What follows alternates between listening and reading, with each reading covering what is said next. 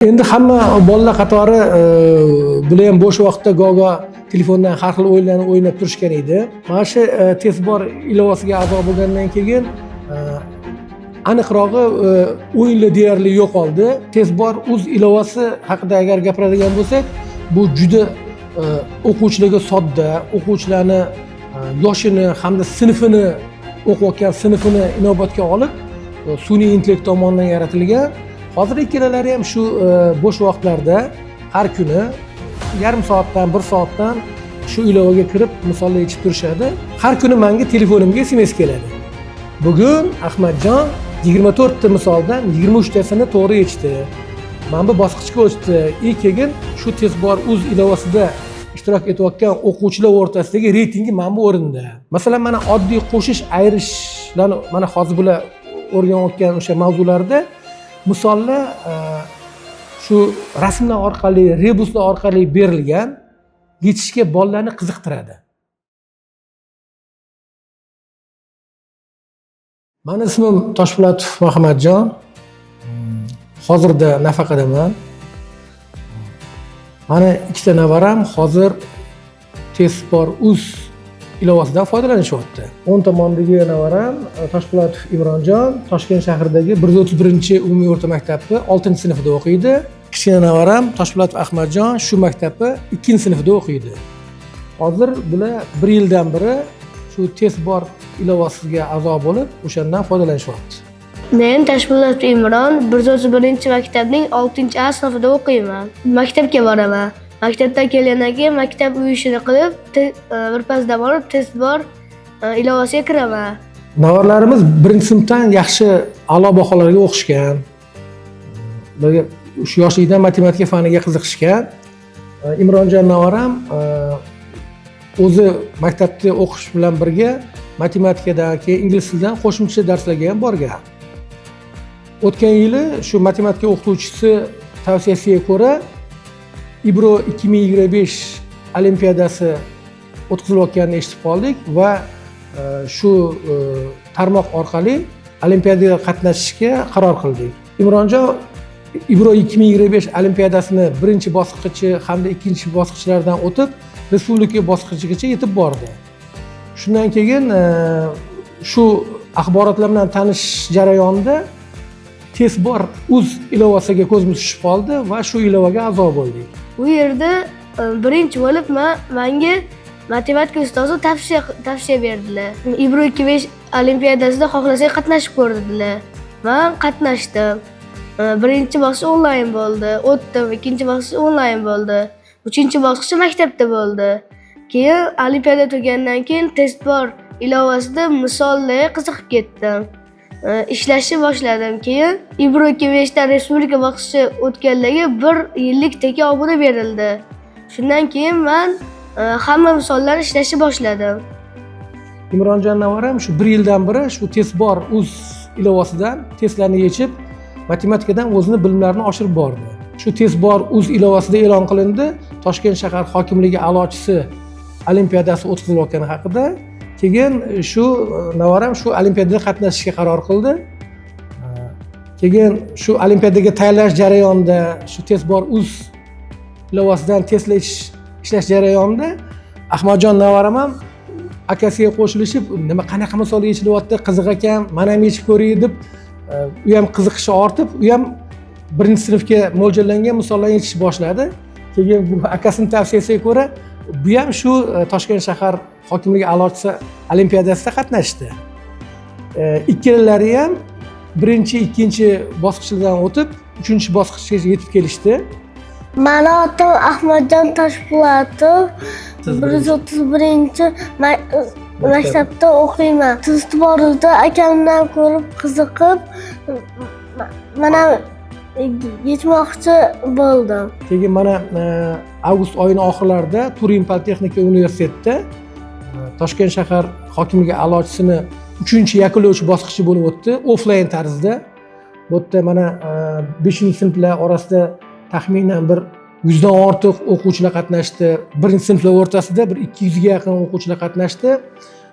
Va bu olimpiadada Imronjon shu 5-sinflar orasida 10-o'rinni egalladi. Ahmadjon 40-o'rinni egalladi. Shu olimpiadaga tayyorlanish jarayonida shu Tezbor.uz ilovasida berilgan testdan juda ko'p foydalanishdi. Birinchidan Tezbor.uz ilovasi haqida agar gapiradigan bo'lsak, bu juda o'quvchilarga sodda, o'quvchilarni yoshini hamda sinfini o'qiyotgan sinfini inobatga olib, sun'iy intellekt tomonidan yaratilgan va bu testga kirgandan keyin shunaqaki, men o'zim ham bir bu navaralarim shug'ullanayotganda yechib ko'rdim, qarab ko'rdim. O'quvchilarni o'ziga jalb qilib oladi. Birinchidan bu qiziqarli misol masalalar berilgan. Qiziqarli misol masalalarni yechishda agar bola xato qiladigan bo'lsa, yana qaytib qayerda xato qilganini shu ilova orqali o'rganib olish mumkin. Keyin Toshkent shahar hokimligi a'lochi olimpiadasi bo'ldi.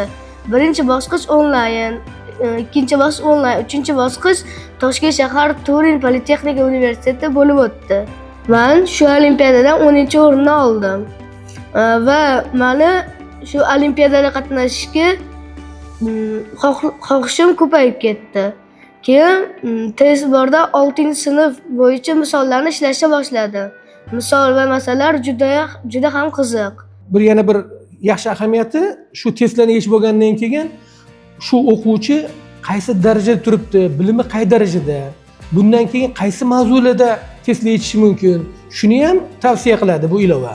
Undan keyin shu o'quvchi bitta mavzudan keyin keyingi mavzuga o'tib ketadi. Bu bolani bilimini oshirishga, bolani shu tahlil qilishga o'rgatishga, mushohada qilishga, keyin maktabda o'tayotgan mavzularni mustahkamlashga juda katta yordam beradi. Hozir ikkalalari ham shu bo'sh vaqtlarda har kuni yarim soatdan, 1 soatdan shu ilovaga kirib misollar yechib turishadi. Keyin natijalar bilan biz ham qiziqib tanishib turamiz. Keyin yana bir yaxshi tomoni, har kuni menga telefonimga SMS keladi. Bugun Ahmadjon Tezbor.uz ilovasida 24 ta misoldan 23 tasini to'g'ri yechdi. Mana bu bosqichga o'tdi. Keyin shu Tezbor.uz ilovasida ishtirok etayotgan o'quvchilar o'rtasidagi reytingi mana bu o'rinda. Keyin solishtirsa bolani o'zi ham qaysi reytingda turganini biladi, qiziqib, bugun men 24-da ekan 25 ga o'tdim, 26 ga o'tdim yoki bo'lsam yuqorilab boryapman, pastga tushyapti, reytingini o'zi ko'rib, o'zi qiziqishi ortib, yana ham ko'proq faol qatnashishga ishtirok etyapti. Birga bir yechishlari, keyin anaqa rebuslari, rim raqamlari, rim raqam masalalar, katta sonlarni qo'shish, tenglamalarni yechish.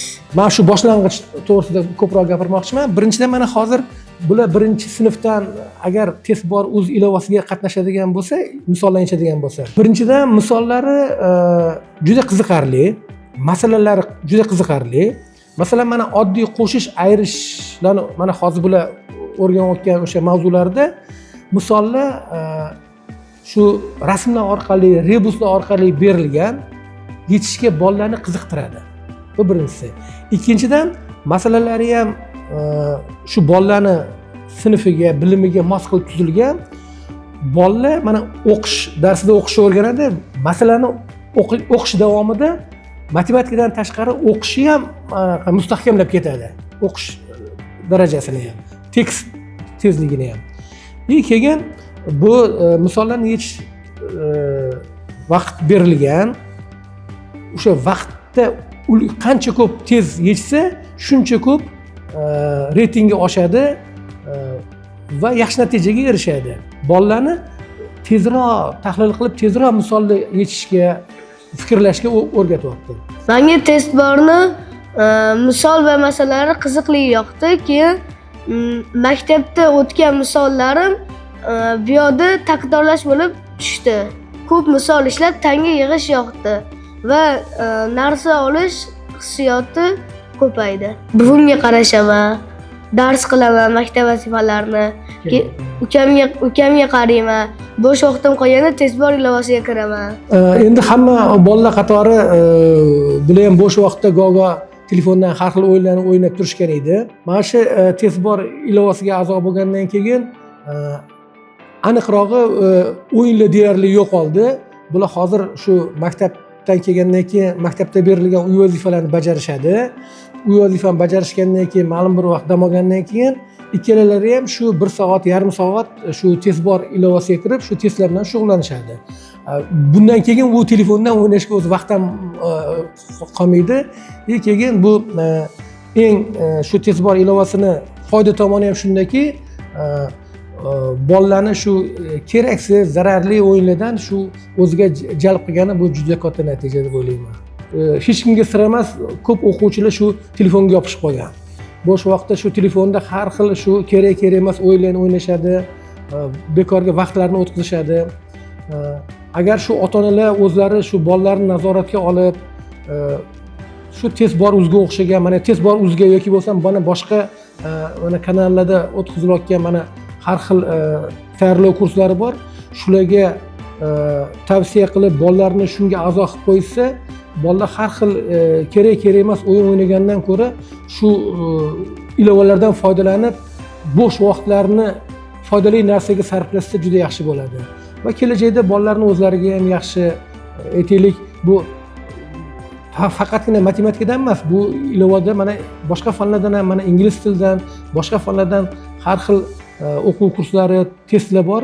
Bolalar shu testlarni yechish davomida bilimlari ortib, o'zlariga juda katta foyda keltiradi.